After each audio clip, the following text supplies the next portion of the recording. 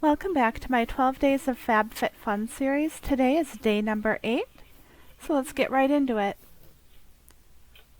And day number 8 looks like a bigger door today, so it's something a little bit bigger. So let's see if we can get in there. Oops.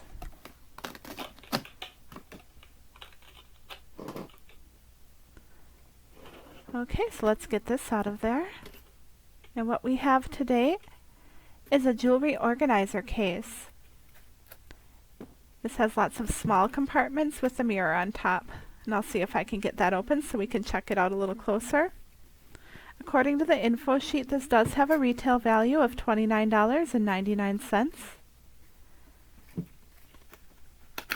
I think I'll use it to store my ginger snaps for my ginger snaps rings. Those are just like these little rings that have like interchangeable faces that you can pop in and out. And I just wear those for daily use to work where I don't want to wear anything like super nice, but I want something to match my outfit. So there you go. It's got a bunch of little compartments and a nice reflection of my phone. So that is day number 8. Nothing too fancy, but definitely useful.